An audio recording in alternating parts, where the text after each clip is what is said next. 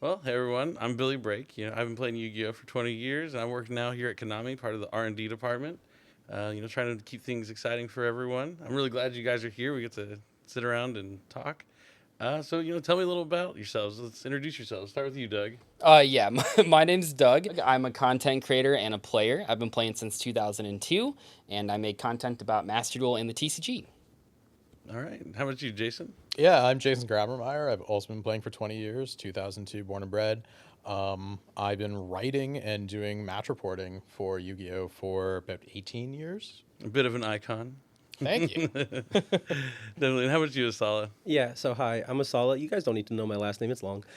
Um, I've been playing Yu-Gi-Oh since about 2010, like on and off. Like I just loved the show as a kid, and then my friends got me into it in high school, and I started playing competitively in 2015. Now I'm considered a pro. So, yeah, 24 Premier Event Tops, woo, Invitational Champion, King of Games, a King of Games. You get that title? Yeah, but yeah, and I also do commentary, Nice. along with good old William here. Yeah, I have enjoyed some of the commentary with you, but it's awesome to have all you guys. You all are awesome. We're here this weekend because we just had a YCS in Pasadena, not too far from here. So tell me about your experience this weekend. I guess we'll just start with We can you. start with Doug. probably Should we start with Sala for that one. Yeah, Solid. You almost got there. You're talking about Because- you had those 24 Premier Tops. Tell me why it's not 25. I'll tell you why it's not 30. So I went X and 2, which means I went 9 wins, 2 losses. And unfortunately, not every single person with 2 losses gets to get in. A good amount of them do, but there were about 12 that didn't, and I was one of them, unfortunately. So I didn't get to continue the tournament. I really wish I could, but it just makes me more excited to play more, honestly, with this format and the card pool that's currently in the game right now. Because, it was a little scary at first when these cards got announced and when we started getting them. Like, it was really powerful stuff. But You're talking about the cards that are Yeah. Magnificent Mavens? absolutely, like, The Keldo, Medora, Agido, Kelbeck, and Agido. yeah, Gravekeeper's Trap. Exchange Spirit's old, but she's there. Like these cards, they are just so fascinating in how they work, and like they're not doing anything so overtly powerful outright that like you just think like you've lost the game immediately. But it's a lot of interaction, and it's just one of those things that I was so shocked at how well it actually played, and now that I've played a whole event with it, I just want to play more with it. Yeah, no, a lot of people's reaction to the finals is pretty positive between two well-known players, and really got to show off the skill and the impact it makes in the actual game. And I know, Jason, you were part of the coverage team this weekend doing written coverage for us. How was that? Yeah, it was a fascinating and definitely a challenging experience. Very impressive to see like how quickly players were taking to this incredibly like interaction-based metagame that we had over the weekend. Coverage side, very difficult. A lot of writing. On a new chain. Lots Yeah, a of lot lots of million 10. so many chains that wind up being like 8-9 chain links long, and then you only get like 3 effects out of it. That's fascinating, so you never know exactly like how many results you're going to get out of a long string of moves. But yeah, very interesting, very different. Fascinating to see like how the 2022 metagames have evolved over time. The tech choices really varied A between lot of players. flex spots. Yeah. Some people running Diviner, running Herald of Orange. Some people not. Some people running Exchange of the Spirit. Some people not. Some of them running Gravekeeper's Trap, and others skipping it. I think like a lot of the assumptions that people were making coming into the weekend ended up not being true, which was fascinating. That's usually the case. There's a lot of the masses have like one idea when the top players have a different one. They're going to like counter on top of that. But yeah, it was definitely riding all those long chain links. I can imagine get a little tedious. Yeah, no, that was fun. That was an interesting challenge at best. So yeah, That's awesome to hear. Yeah. And Doug, I know we saw Oh. you in a feature match. Yeah, oh yeah, we saw me in a feature match. No, I think the format is really interactive, and it's nice to play a format such as that, coming off of a couple formats where board breakers were super popular. Right now, like people want to play Yu-Gi-Oh! It's back and forth. It's chain links resolving. It's players being allowed to express like their own skill in each individual choice that they make. And I think we really saw that in the finals. Oh yeah, it was really fascinating. and people wanted to see that too. Like the Yeah. crowd in front of the finals area, like the feature match area, was huge. It was like way bigger than. I mean, maybe we're to rival Chicago, but definitely bigger than Yeah. Minneapolis. Definitely bigger than a few earlier this year. No, it was people crazy. wanted to see how these plays were going to work out. Yeah, it was really awesome to see. I enjoyed it. And we also had a lot of viewers online too on YouTube and Twitch watching from home. Yeah. It's definitely a lot of people enjoying it. But yeah, so it's been an interesting year, 2022. A lot of awesome products have come out this year. A lot of cool stuff. We've been talking about Magnificent Mavens really made a big impact. But before that, Darkwing Blast shook up the format. And even before that, Power of the Elements also changed the game. So lots of fantastic releases. Are there any that might be like your favorite for 2022, or maybe it's all of them? How about you, Esala? Yeah, I mean, I have to lean toward my bias and just based on like just immediate memory, I have to go for Power of the Elements because it basically created all of this, right? We got the sprites, we got the tier elements, and it created this like chain of events, which, I mean, really powerful decks that kind of took away from the decks that were previously released. I mean, Sword Soul was really good, Despia Branded was really good, but these Big cards, Sword Soul fan. yeah, Burst of Destiny was fantastic. yeah, and then like, those cards were just fabulous, right, for their time. But then these cards just came in, not necessarily immediately taking over, but they're just way more interesting ways to play. All the cards that were previously out, or they're just standalone versions. Eventually, people just lean toward their standalone versions. And then once the newer releases came to support it, like Darkwing Blast and, of course, Mavens, then we get this point where there's some really interesting gameplay available and some really interesting deck building. And honestly, it's just really... I love seeing players that consistently do well and players that are well known to be good. They get rewarded for a lot of the work that they put in. And this is one of those time periods where these sets have really allowed players to be rewarded for the effort that they put in. Is there any one of the sets that like stands out, or is it just a combination of all of 2022 sets is going to be your answer? Or? No, I said Power of the Elements. Oh, Power of the Elements is your number started one. it. That's the one that started it all, that Yeah. introduced the theme. Like Duel Lines 2.0. Yeah. That's the way you look at it? Mhm. Yeah, I mean it without any sort of like bans to without any hits to a lot of decks that were really popular before that, the just metagame was allowed to progress naturally, which I think a lot of people sort of appreciated. We kind of had seen that in the past as well, but it really was one of those sets that without like these hard cards going to Forbidden, you are still seeing the metagame really develop out of nowhere just with that new set. So would you say Power Elements is also? No, actually, I would say the most exciting thing was the Crystal Beast structure deck. Big Crystal Beast fan. Okay. I've had those ulti first eds for 10 plus years now. Love them to death, and seeing them get a structure deck was a huge moment. Yeah, it's a and good all the one. cards are really playable too, which is cool. Yeah, I mean, we see them and even being used in the tier elements. Yeah. Rainbow Bridge of It's Salvation. there. That card's Yeah. crazy. Yeah. How about you, Jason? Anything that stands out to you in 2022 in particular? Yeah, just sort of echoing what Doug said, but spinning in a slightly different direction. Like, it's awesome that there's so much for highly experienced, highly invested players right now. But also over the last few months, there have been so many products released that have helped bring players back into the game or introduce players to the trading card game who may have come from a Master Duel background or a dueling background. And now the tournaments are back. They want to get into actual cardboard Yu-Gi-Oh! So, I mean, the tins have been fantastic. Yeah. The structure deck has been fantastic. The other upcoming, like Magnificent Mavens, has fantastic reprints as well.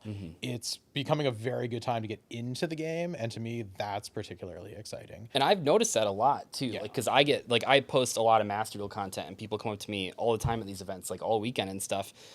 Humble brag, but no. Well, and I get that too a lot because like people come up to me and they talk about that they were watching my Master Duel videos or just watching content on YouTube, and they're like, "Here I am I even at did this that. YCS." Yeah, and it's just it's cool that people are getting back to the game because there weren't in-person events for so long. But people picked up Yu-Gi-Oh over the past couple of years, and these newer sets are helping people get back into the swing of things. Yeah. And I mean, I think you can't ignore the fact that numbers-wise, this is the biggest YCS Pasadena we've had. The one 4 years ago was 1,400 some odd people. The one a year after that in 2019 was 1,600, 1,607 or something. And now we like crushed it with 1,825. And this Like, one was capped too, so if there was no Yeah. cap on the room size, who knows how much we would have gotten. But it's definitely awesome to see. There was a ton of people at the YCS. It was packed. Okay, so yeah, we're talking about all the releases, all the awesome stuff that came out in 2020. Did you mention which one's your favorite? You were in the middle of talking, but I don't think I figured out which one was your favorite. Yeah, I didn't actually pin myself down to Yeah. one. I'm gonna make you do it though. I'm super keen on the accessibility stuff. I mean, I'm gonna say the 2022 tins. Okay, the 10th. I'm a That's a big good fan of answer the, to it's the that. third. So many good cards that Finishes people were the waiting tablet. for. Finishes the tablet. Yeah, like there's something there for everybody, and it's just so good at making the game more accessible, which was a challenge for a while. Yeah, I really like the Egyptian god cards in the set too. The revived sun god. And Yeah. or Yeah, those sky. are super fun. And like the parallel secret rares of Dark Magician and all the alternate artwork cards, those are fantastic. I'm a I hope big we see fan. more of those in like future tin releases. Like have those cards in there, don't reprint them, let them become really collectible over time. That'd be such a cool feature for the annual tin releases. Yeah, I really like the alternate Dark Magician girl. That one's my favorite. The red eyes also look super cool, and obviously the blue eyes is fantastic. And for me with the tints, it's really exciting because I have no idea what they're going to do next. Like, this is now completed like a 3-year project of completing the tablet. That's true. They can do whatever they want with the next ones, and that's what's really exciting to me. Well, you're leading into my next question. Yeah. So,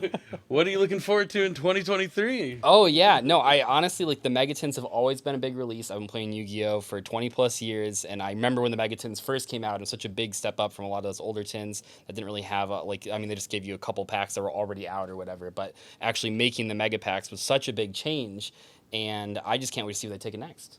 Okay, so the tins. Anything you're looking forward to, especially Esala? in So- 2023? Product releases wise, I mean, there's already so much that's kind of been announced with like just hints from what's being released on the other side. But I think it's going to be hard to care as much about the new sets and the new cards because they just keep coming. And like obviously Kashtira is really cool, but I'm so excited about what we have right now. I So think you're looking at Photon Hypernova already. yeah, but I think the biggest thing more than anything else is I'm looking forward to the World Championship. And I need Okay. to be able to qualify to go back to the World Championship because it's been a while since 2017 and I would really Wanna want run to it go back. back. I need to Yeah. go back. Lots changed since then. I'm ready this time. So you're hoping there's going to be a World Championship this year. Yeah, You're going absolutely. to make sure if there is, you're going to be the one attending. One of the attendees. I'll do my best to get there, yeah. So, like, back when me and you, we went for the first time in 2017, and I think something about going to the World Championship just changes you as a duelist. Because, I mean, I think I considered myself good back then, but if I talked to myself back then now, I would think I'm trash. Because I Well, think... you're always improving as a player. See, that's Yeah. the thing about Yu-Gi-Oh! Is like, if you think you know it all, then you're probably behind someone else out there because you always can learn more. There's always more to know. Yeah, and I think the World Championship specifically was just this catalyst, right? And I think this is a very similar thing for other players that attended as well. It's not something specific to like any individual, but especially that year, some really crazy names in the game were created from that year. Like myself and Jesse, that was our first year going to the World Championship. And Jesse's been back every single year. There's been a World Championship. He liked it so much he had to go back Yeah. every year. Yeah, he's gonna keep trying. But I think it was one of those things that just inspired you to like go back because it's such a prestigious event, right? You really feel like you're doing something when you're there, and it's also probably the single most stressful event I've ever played in. It's 5 rounds, and every single loss hits like a brick. So like every match feels so important, but then you go in with these preconceived notions about how to play, and then you see how other territories are doing it, and you're like, oh, I assumed they were going to play this way, and they just weren't. And my misinformation led to losses that I just wasn't meant to have, and that just changed how I prepared for every single event moving forward. I made sure I had all the right information. My entire process for preparing for events changed, and all of a sudden, I'm just way more invested. I put more time into things, and I got better numbers because of it. Like I would just suddenly do a lot better at events, and I think it's just really inspired me to go back, and I need another opportunity. Okay, so the World Championship, your biggest thing you're hoping for in 2023. Makes a lot of sense. Anything on the menu here for you, Jason, that you're looking up to? You're looking at products, maybe a new tournament scene? Come back to me on that in a moment. Okay. Well, let's see. Did we talk to you about Yeah. 2023? Yeah, we'll start with you. It's funny that you talked about the World Championship. That was like your moment. That was the last tournament I was able to like really participate in. And you're like, this one inspired me to continue going on. I'm like, dang, yeah, that was like my last one. But it was a World good Championships time. are like so fascinating though because like you were It's a saying, microcosm. yeah, but there's so many different perspectives. Like the people there might approach the game from a completely different viewpoint. Yeah. And when you see that stuff, it does really open your mind. Like I've been to a bunch of World Championships, but never as a player. So I've watched how it's played out for the players, and to see how people exchange knowledge and what they take from each other is fascinating. And you come back from it, like even just observing it on my side, you come back from it aware that there is so much more that you're not considering. Yeah. It's also this really weird situation because obviously going into it, right, it's a a really high level tournament, and you want to keep your secrets. You want to do something for your nation as well. And when we're there on Friday, deck lists are about to be submitted. We are like holding everything back. We're not talking to a lot of the players from the other countries, especially the players from the Japanese-speaking countries or any of the Asian-speaking countries, because we just can't talk to them. There's like a big language barrier, and so like we just kind of split sides. But the way that changes on Sunday was so crazy because we start looking at what to do for the next format because like the tournament's over, we're like done, the stress is kind of away, we're just moving on, like enjoying the weekend now, being in whichever city we're in this case Japan. And all of a sudden, we're mingling, and like no matter what languages we speak, we can still talk about the game because the cards we understand. Yeah. Oh, And like now, it doesn't matter what border you're from, we're still all working together to try to figure out what the next best thing is, and that was really cool to see. Like we were talking for a while with, I believe, the second place player in that tournament because he was explaining to us, what you can do with these zoo cards with these interactions because they had been playing with them a little bit longer, and for them, unfortunately, like the zoo cards were gone. We still had them in the TCG. So Talking we about had, the Zodiac monsters. yeah, from the Zodiac 2017. Yeah, so we had like a little bit more to do, and they were explaining, you could do this with these kind of cards that are going to be released for us, and it was really interesting to see their perspective on things, and it was really cool to be able to have that conversation with them. Yeah, and their format's a little different. They have a different, Forbidden Limited list, so they also get different perspective on the game and stuff. But definitely always really cool. Like every time you travel internationally, anywhere, even Latin America, Europe, there's always different play styles to learn from, and it's really fascinating. There's also just great players from like all around the world that you get to meet and see on the World Championship stage. So do hope that we have Super that. fun too, like trading Sunday at Worlds. Oh, yeah. So much Oh, fun. yeah. Oh my gosh, you pick up so much awesome stuff. Everybody's just super happy. It's an awesome environment, and you score like amazing things that you take home. And it's Yeah. like, aw. Okay, well, sticking on the World Championship, talking about competitive duels. What's the best duel you've ever had? Was it at a World Championship? Maybe at a YCS? Is there one game maybe in your... It doesn't have to be the best duel, but one maybe that stands out in particular? Yeah, if we're talking about duels from that, just that event alone, I think my my round 1 and my round 3 were both particularly important. Round 1 was against Joshua Schmidt. He just, like, if you remember what Card of Demise does, that card lets you draw up till you have 3 cards in your hand. I activated that card off the top of my deck when we both had like close to no cards, and he got really mad at me, and then I drew 3 monsters and had to discard all of them, and then he laughed at me. But then, It's round 1 of Worlds. Yeah, Yeah. I'd be laughing too. he still lost that game, so I never let him go on that. No. But round 3 has to just kind of hold the biggest memory for me because I play against a really good friend, Aaron Chase Furman, and I had him to no cards, and he proceeds because we're playing the True Draco Mirror, right? And that can notoriously get a lot of cards back out of nowhere, and so it led to like a Pot of Desires into a diagram as well as one of the True Draco spells, and eventually he drew 7 cards that turn, starting with 1. And then after that match, he asked if we could still be friends. So I absolutely love that match, even if I lost, but because of that memory alone. That's funny. Is there any duels that you stood out to you? Yeah, I mean, there's so many. Like, yeah, anytime you're playing a friend and there's a funny moment like that, that's always fun. One that sticks out to me, though, that I still think about to this day, though, is YCS Portland a couple years back, which I had topped with Altergeist. I just topped the previous weekend, right after Multifigure went to 1. That was a fun time. But I remember the first day, or the first round of day 2, the only Altergeist monster I drew in all 3 games was 1 copy of Altergeist Silk, which is not the one you want to see. And I was just able to win by, like, super polying his monster and then attacking with Starving Venom, and it really was like a resource game without me having any of my main cards, and it was like I needed to win that round and the next one to top, and it was super down to the wire. It was me drawing opening hands and going, I guess I'm not topping, and then still being able to slowly accumulate some card advantage to actually make a comeback. And I feel like, especially at that event, but just in terms of playing Altergeist, that was one of the funnier memories, just because I didn't draw any of them, but I still managed to get the win, and that was a big event for me. Yeah, both kind of pointed. Those are the memories. It's usually the bad beats and then the bad hands that you Yeah. still manage to pull out the wins with. Yeah, triple Tengu, right? I opened with 2 and drew the third one. As Oh, a 6, okay. But yeah, it's still the same thing. But you're talking about matches stood out. I know one of my matches from a long time ago when I first met Jason over here. We played at a mall tour a long time ago. Yeah. So I know you have a lot of duels from quite some time ago, but also Honestly, recently. my favorite is actually from the mall tour. And like Okay. Esala, it's a game I did not win, although for very different reasons. I lost to a 5-year-old with a 100 card deck, Back full in the top day. loaders, like this tall back when it was Nice. still legal. And he shuffled his deck, I shuffled his deck. We did like double cut, everything's fine. I can't remember like what decks we were on. Like Torrential Tribute was brand new, so it was like that era. Yeah, LON just came out, I think. Yeah. Yeah. So like I had a pretty good hand. I'm looking at it. I'm planning this out, and the kid just looks at me and goes, "I win," and I'm like, "Oh, that's funny." And then he's like, I have Exodia. Yeah, but I knew this. And I've never been Exodia turn 1 since or before. And this little 5-year-old like stood in front of the Duel the Master area the entire weekend. And as I would beat people and they would come out, he'd be like, "Oh, did you beat him?" And they'd be like, "No." And then he'd be like, "I did." This kid was just trolling me for the entire weekend, and it was like the best. It was the funniest thing ever. gosh. I remember one of the years they even had like the book after you when you could like sign your name into Oh, like yeah. a book. Yeah, Yeah, it was really cool. The mall tours were a lot of fun. Jason's yeah. was just that 5-year-old.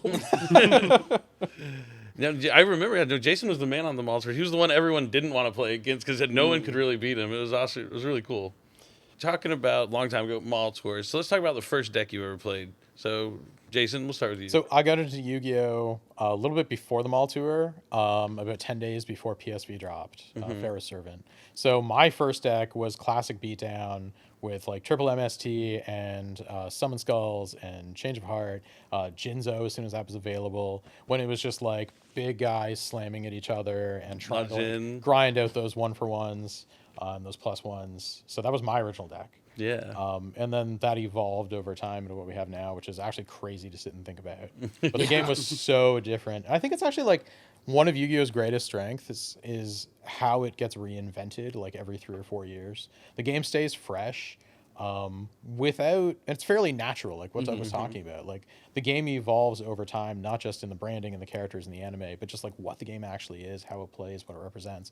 And the fundamental skills that you learn are relatively consistent, but you're constantly adapting as a player as the game grows into something different from what it was 4, 5, 10, 15 years ago. Yeah, and you can always like still go back into your closet, find your cards, Yeah. and show up Yeah. to a local and get your deck improved from there. Yeah. It's always my favorite thing about Yu-Gi-Oh! I think the way people are starting to embrace those Time Wizard formats right Yeah. now is really exciting. Yeah. I think something I really want to see in 2023 is actual community enthusiasm on a widespread basis for alternate formats, because sometimes what Yu-Gi-Oh! Evolves into isn't something that necessarily is for you. And it's really easy to feel like a particular format isn't like the Yu-Gi-Oh! You want to be playing, right? But right now it's difficult in those times to keep up with it because what are the other options? And I mean, there's answers right now. The issue is that the community hasn't gone full bore on them yet. Because as great as those old like Time Wizard formats are, actually getting into them as a new player is kind of hard because you're constantly checking like lists online of like what cards are legal and what cards aren't and what the format was and like are these 10 cards from 2006 legal or not? Yeah. Whereas at least in Speed Duel, it's like You just pick it up. you pick it up. It It's says like Speed either it Duel on says the Speed card. Duel on it or not, right? Like there's definitely some cynicism about that, or at least there used to be, of like, oh, I have to buy my cards again. But the reason for it isn't that it's a money grab. It's that you can look at the card and tell if it's in the format or not, which unfortunately is probably the main barrier to entry for and all of those formats, Dragon Rulers that are coming back, which people are like getting really excited for. I did notice a significant amount of people who came to the YCS not to play in the YCS, but to actually play Yeah, in these just to Time play the Wizard Time public Wizard, events. yeah. Yeah, it's really cool to see. Definitely a format a lot of people like. It's a Yeah. really cool one. How about you, Doug? Oh, What was the first deck you ever played?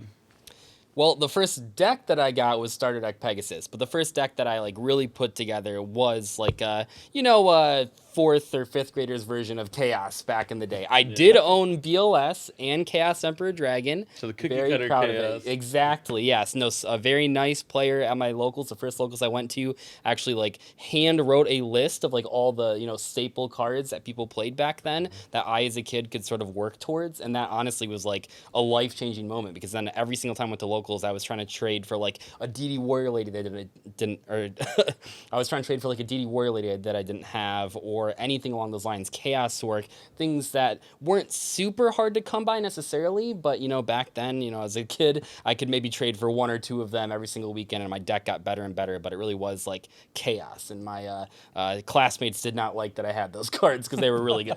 I have, that's a very similar story to Yeah. me where I played the Chaos. I remember specifically trading 4 DD Warrior Ladies. Exactly, yeah. That was the first trade I ever made was for DD Warrior Lady as far back as I Great can card! remember. Oh my gosh! Definitely fantastic. Talking about Speed Still great Duel. Speed Duels, yeah. That's Yeah. a fantastic secret rare variant artwork. Yeah.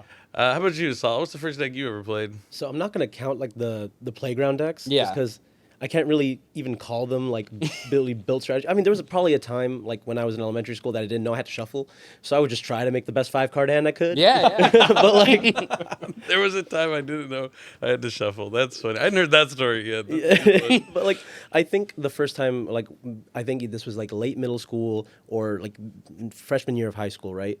I started looking into getting back in the game because I have some friends that are like inspired me to play the game again. And I look online and I'm like, okay, what is, classic thing you do, best Yu-Gi-Oh deck, right? And I for some reason that led me to the Kai structure deck. And so I built Macro Monarch. Oh, that's And that good. was my very first deck, and I took it to a local, and someone summoned a GB monster, and that was not good for me. But I learned from there.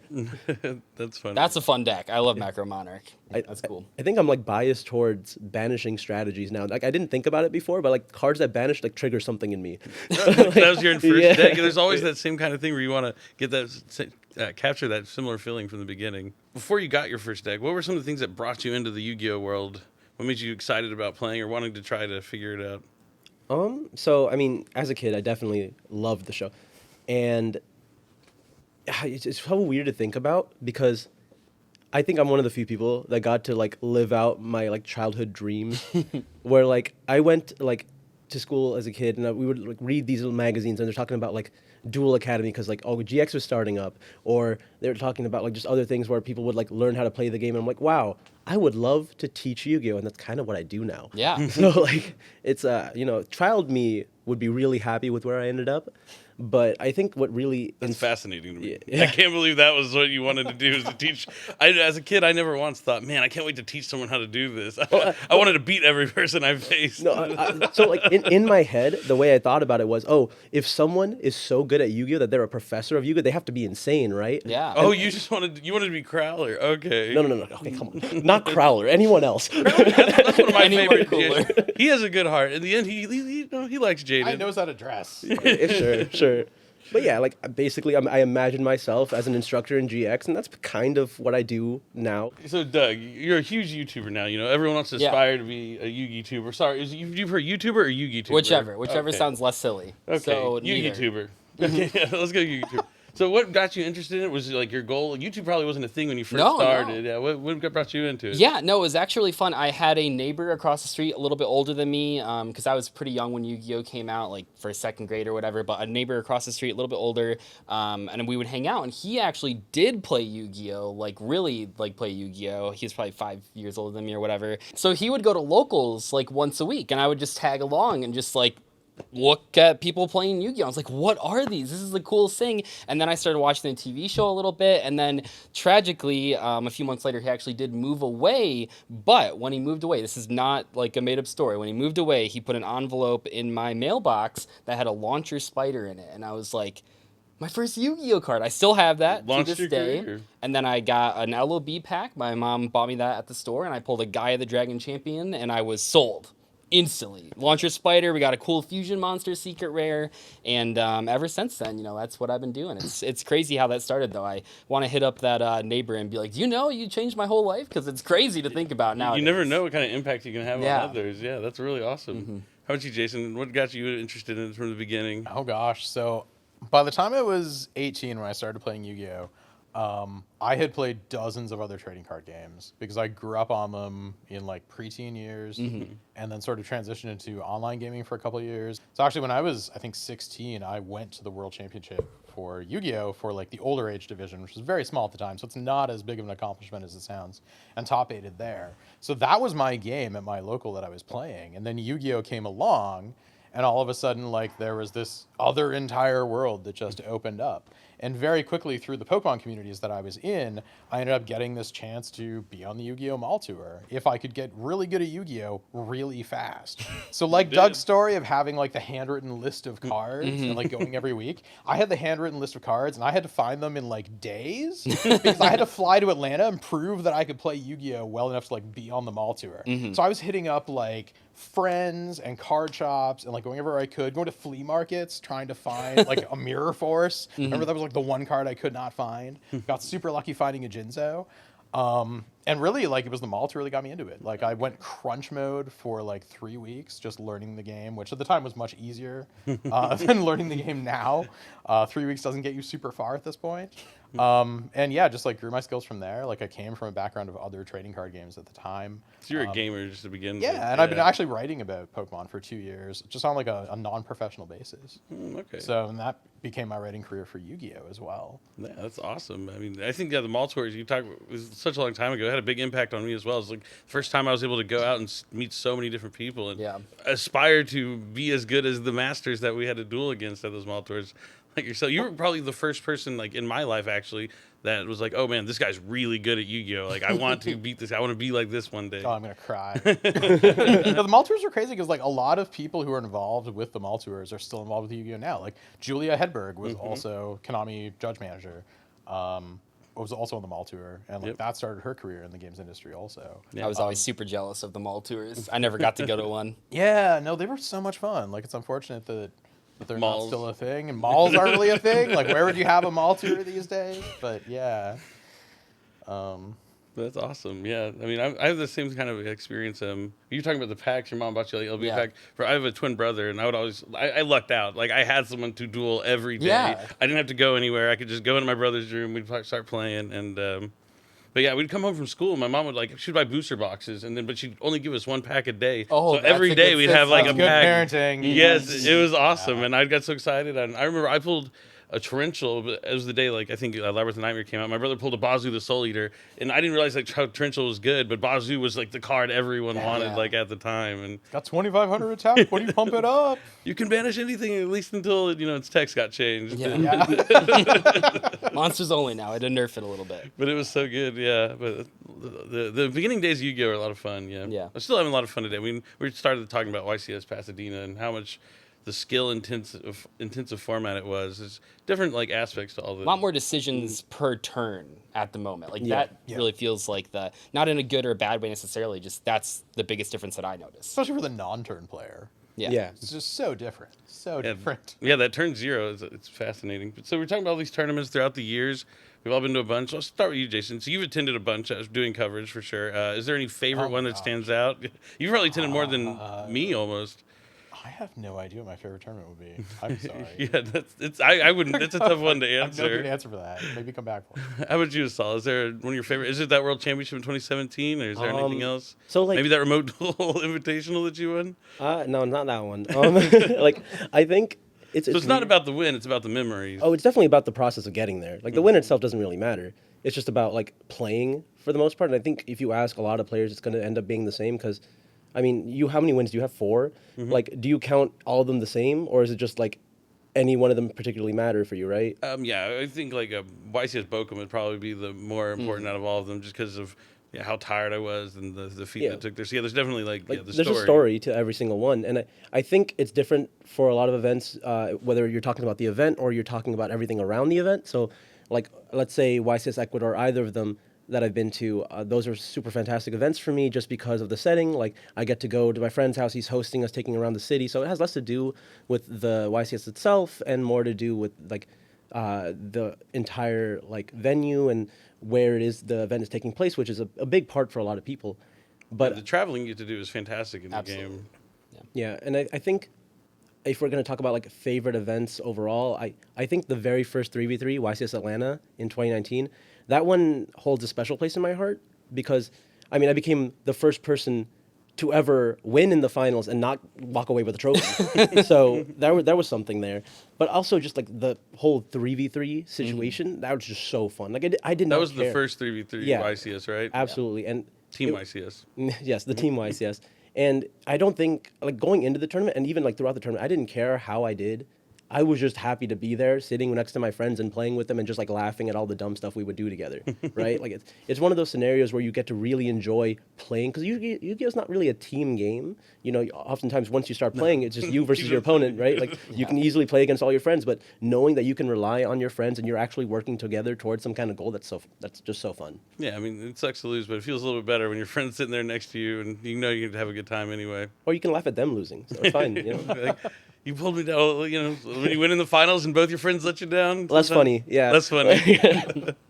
How about you, Doug? Is there any tournaments that stood out to you in your career? No, the one big standout when you asked that question has to be UDS that I was able to top with Altergeist right after the week after Multifaker went to 1. Everyone thinks the deck is dead because it probably was, but I take Altergeist to this event that is full of like the best players in the game, and I am not one of the best players in the game, and I'm playing with this like rogue strategy that just got nerfed, and and it's super long event. You know, UDS is 13 rounds, 12 rounds, whatever, and I still managed to do really well in top, and that was I think for me as a player, it was a really important stepping stone that sort of I've been trying to ride the coattails off of for a while, but I really think that made me realize that I could have I think that made me realize that I could actually top bigger events, where prior I'd only really topped like regionals, which are obviously a whole lot easier than like a UDS. But and really that kind of happened to be true because like the next weekend I topped the YCS and I was like, oh, I guess you just once you have the confidence, it's a little bit easier. But those were events that those were events that I like prepped a lot for, and I think for the player in me, like it was just a big deal to actually have all of that preparation come and make a difference, which I'm sure is what you experience at like every single tournament. But like those two in particular, I was like really proud of my list and proud of what I was able to do at those events. Yeah, that's awesome. I think, just doing well with something that you believe in makes a huge difference. Like that thing reminds me of YCS Indianapolis. They just limited all the Inzector cards. Like Hornet was at 1, Dragonfly was at 1.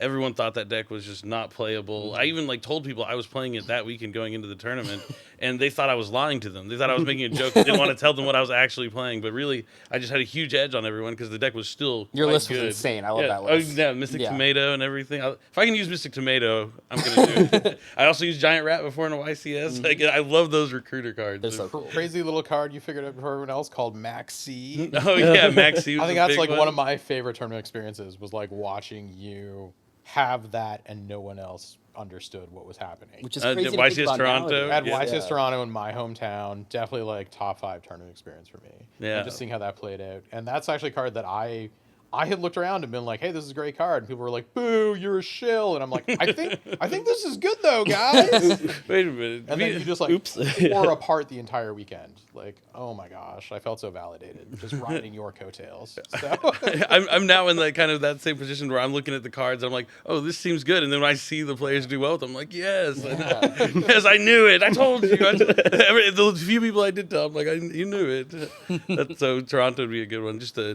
Maxi coming around. Yeah, Maxi's a cool one. It was overlooked for quite some time. It was out for like at least 6 months. I remember I sided at least like the first time I sided was 1 at YCS Dallas. I just had 1 in my side deck because the 6 Samurai deck just came out, and what was that set called? Storm of Ragnarok. Storm of Ragnarok. But I was like, oh, I can max see them, but then they could just deck you out. So there's kind of a little bit of a downside to that. But always pushing the limits. Like you know what is expected. You know what people say is good. Doesn't mean there isn't other things that you can actually like explore into that give you an edge. The edge is usually what is the difference between getting top 32 and getting first place is you have some sort of edge in your deck. Definitely. On the rest absolutely. of the competition. So many YCSs come down to just like who has that extra tech. Mm-hmm. So many. Okay, so we'll continue with this as our times as players. And is there any favorite releases? Anyone want to start on that? A favorite release of all time? Your favorite set? Maybe your favorite theme came into the set? Maybe the format was something? I'll just leave it open to anyone who wants to jump in. I'm just going to go from recent memory. I'm sure there's going to be like way more like that if I really go through my entire history in the game. But I'm looking at Soul Fusion specifically because I really enjoy the Thunder Dragon cards. There was extra dangers in there, and Pankratops was like this accumulation of really insane cards end up creating this strategy that was never meant to happen. Like the Danger Thunder Dragon deck, I don't think was ever meant to exist. No, it's crazy. Yeah, but I loved playing that deck. That deck was just so fun, and again, leading to one of my favorite events ever. So it just, I think that set does have a special place in my heart because of what it allowed us to do. Okay, so Soul Fusion. Not the answer I expected, but definitely a cool set. Yeah, the Thunder Dragon cards are very popular. I mean, people are still using them today now. We see them in some of the decks with the Beast like Deals. it just topped, right? Mm-hmm. Yep. Just made top Minneapolis. It was really cool to see it make the top 32. Is there any one of your favorite releases throughout the years? I would probably like the knee-jerk reaction is Flames of Destruction. A lot of cards I love in there. Infinite Impermanence, Multi-Faker is a big one. But I remember more recent sets for you guys. Yeah, I don't know. Like if I really thought about it, like Esala, I probably could come up with like one from back in the day. But I mean, that set, like I remember, buying box after box after box to play Multi-Faker and Imperm at 3, like on day 1 on Friday. It was the first time I picked up the deck, and but there were so many like cool small cards in there, and just really like big game-changing cards in that like had a lot of the good Go keys and stuff like that. The Nightmares were in there. Really important, iconic set that has like reshaped Yu-Gi-Oh's history. Maybe not in ways that people think about. It's not like one of the sets that people really talk about, like Duelist Alliance and stuff. But I think if you go and look in there's a ton of gold. Okay, yeah, that makes a lot of sense. For me, I think it would probably be. I mean, there's a lot of sets that I like throughout the years. I'm trying to think if there's one more than the Shining Darkness that I like, but I think the Shining Darkness, because I mean, a lot of people, the one I was talking about, it was right before the Shining Darkness was released, but it really took Yu-Gi-Oh to like a whole nother like power level. The X-Saber cards, the Infernity cards. I mean, X-Sabers are my favorite theme. So just getting Dark Soul and Immer's Blade and everything was just super fantastic. So for me, it'd be the Shining Darkness. How about you, Jason? Probably the Duelist Genesis. Duelist Genesis. Yeah. That's a good one. Yeah. Like I was right there for LODT and PTDN, Phantom Darkness, Light of Destruction. 2 sets that like really changed how competitors interacted with Yu-Gi-Oh! With the way like secret rares and ultra rares and ultimate rares fell in that set. It created like a very different era. And then to have 2 of the biggest decks of the time be so amped up by the Duelist Genesis with all the stuff that ended up being played in Teledad, and then on the other side, like Charge of the Light Brigade as well. It's just one of like the all-time greatest TCG World Premiere cards. War Chariot was really. I think that was my favorite like sneak preview was for that set. Actually, so much fantastic stuff in that set, and then like the vibe of that sort of continued into Stardust Overdrive, where one of my favorite cards of all time finally came to the TCG, Archlord Christia. Oh yeah, that's a big one. Yeah, my last time I actually qualified for WCQ, even though I couldn't play for one. Play in one. I used to try and like qualify every year anyways. I got my invite with a Lightsworn deck with like double or triple Christia in it, and like 1 copy of Shire to get that extra fairy. I remember that being a thing. Yeah, it's so much fun. Yeah, I'm a big fan of Lightsworn deck. Yeah, Christia is a fantastic card. Even with the new agent cards that came out not too long ago, I was like, my first goal was like, okay, how easily can I summon Christia, and can I do it every time? Yeah, every time that card comes back, I like look at it again. I'm like, Hey, you also remind me, Duelist Revolution is also one of my favorite sets. Gira with Scrap Dragon, Effect Veiler, Pot of Duality, Salt Warning. Yeah, it was one of the coolest ones too. All those synchro sets you listed in a row were all just ridiculous. Phantom Darkness, Light of Destruction were all just ridiculous sets. Phantom Darkness might be one of my favorites too. Yeah. Phantom Darkness, like so many amazing cards, and then also several cards that people just like refuse to believe were good. Until really, really high level players. Like when it came out, people were like, Dark Grepher is just a bad Armageddon Knight. And it's like, yeah, but that's still very good. So I remember like Cyber Valley being really hyped up. And Allure, no one even really knew what that was. It was like, what is this new card? And it was really. We saw Cyber Valley in a feature match like this weekend in one of the written feature matches. Yeah, somebody was playing like Asian Persuasion 2008. Johnny Nguyen was playing like basically a pure runic deck. And the mine mill out deck, right? Yeah, that makes sense. He clears your own field so you can resolve the mine. Like, draw 2. Yeah. I'm not saying we want that, but it was there, so it was nice to see. Yeah, Johnny's been pretty dedicated on that Mystic Mine strategy for a while now. He did really well last Minnesota too. He started like 6-0. Talking about the sets, something that we get in all our import sets, they're not always the same from the OCG. We get world premiere themes usually. And is there any world premiere themes that might be y'all's favorites? I know I'm gonna guess with you. Yeah, go for it. I don't know. I know you're a big fan of the goatee, but I don't know if there's a world premiere theme before that one that you might have. Okay, so I do like that deck quite a bit. I will say though, I think in recent memory, B Troopers, like I've played that deck so much. I got the Ulti Doom Dozer from back in the day. Yeah, I'm a big B Trooper fan. I love the all of those like older insect monsters, like Resonance Insect, that really weren't played ever, suddenly being like these huge forces in a rogue deck still. But I really like the B Troopers. Yeah, Resonance Insect and Goki Pull came out of nowhere and became really Wagar Hercules being like $140 nowhere. Like I had one of those with the Ready Fusion. Well, I still do, but yeah, I love that. And like the fact that like I could play Killer Needle in a deck and it was optimal as the normal target was just wild to have. That has been one of my favorite things throughout the years as you go. This random normal monsters have become integral. And I think we start with like Garnet with Brilliant Fusion back in the day. You get to use pretty cool normal monsters. I mean, that's why when like Blue Eyes was a good deck, I made sure I wanted to make the best Blue Eyes deck I could, because if I had a chance to win a YCS with Blue Eyes, I gotta take it. Yeah, that's a But- crazy one. How about you, Esala? What was the question? World premiere. So do you have a favorite world premiere theme? That's weird because like I'm so leaning towards the really really broken ones, but I don't. Don't say danger. Yeah, no, I wasn't going to, but now that you think about it, that one's pretty good. Probably most played, right? The option. Yeah, Yeah. like I look at Burning Abyss and I think, wow, that was such an incredible release, but I don't think I particularly enjoyed it. So I'm not gonna say. I think probably Spiral. I would rather have you said Burning Abyss. Let me pick a more broken theme. I think Spiral just let you do something so interesting because it was something that like you could clearly do this ridiculous field, but end up being better to just choose second and then try to crack a field. That was cool. Yeah. Like it's not often that you get something like that. So you're talking about like the full power Spiral deck. you yeah, know? like I mean, Which really didn't stick around long enough to be that much of a problem. yeah, like There's a couple events. Yeah. Yeah. I think it was just so interesting how it ended up playing out. Like I love seeing how deck building changes because the cards allow you to do so much with them. I think Spiral's a big one where you can see the cards. The later ones made the big impact because when they first came out, not really saw a lot of play. But then, was it Double Helix? Yeah. it really shook things up. The link mechanic, not everyone's a fan, but big fan. How about you, Jason? Any favorite world premiere? I think probably Cosmos, hands down. Oh, that's a lot. I've heard That's a a lot cool of one. players say that. Bizarrely themed thing that probably should have never happened. This like weird combination of pop culture mashups with like a mechanically unique deck. Yeah. That's very interesting, really fun to play. Not like a ton of moving parts by modern standards, but like a certain level of like reactivity and proactivity that just really, really spoke to me. Yeah, Farm Girl. Yeah. Dark Destroyer, really cool. Yeah, like really cool character designs on the cards actually. About to say that was one where like every single release, people were like analyzing the artwork, like Yeah. zooming in, trying to find all the little Easter eggs, and that's what I like because I feel like a lot of world premieres have Easter eggs either in the artwork or like the name or how the effects go. They're always like based on stuff. There's a lot of cool stuff there. And you get to use Emergency Teleport from your favorite set. I was gonna say emergency teleport like in action again. Yeah. The Duels Genesis. There you go. It's still paying dividends to this day. Emergency Teleport, even just last year, was Yeah. a high impact card. Yep. That card's probably going to be useful until the end of time. Yeah. Realistically. It's crazy. When you asked what my favorite release was, I almost this year I almost had Grand Creators. Oh, you like the punk cards? There's so much stuff going on there, and then the collector's rare. Oh, So Oh yeah, the Collector's Emergency Teleport is really cool. That's a good set. Big fan of that. Well, now we're kind of getting towards the end of this, thinking about the future. Saul, where do you see Yu-Gi-Oh from 5, maybe 10 years from now?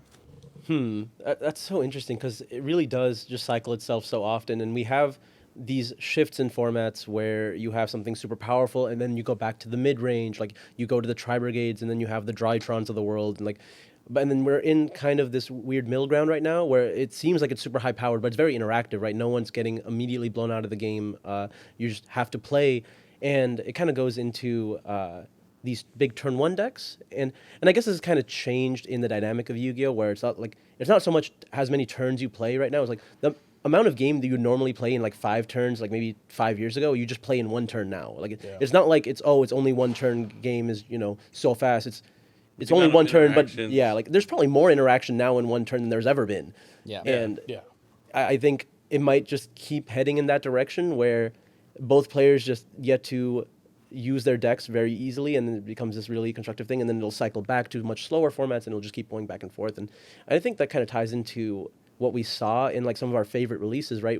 It's the set that's released at the beginning of a season. It's usually something that changes things up, makes things go a lot faster, and then just changes how the game is played. And then I think sometimes the favorite set is also the one at the end of the season, right? Like Duelist Revolution, Soul Fusion, Phantom Darkness, where it just kind of ties everything together and then it closes up and gets it ready for the next big set. And I think it's going to keep cycling like that. Yeah. So you're expecting just, some more of the same, but new exciting strategies coming up throughout the years. Okay, makes a lot of sense.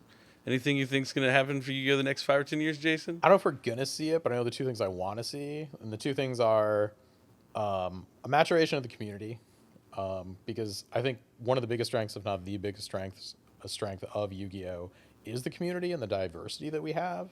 But at the same time, that's not settled law. There's still a lot of problems in the communities that we do have, and there is a fair amount of kickback against the diversity that we do have.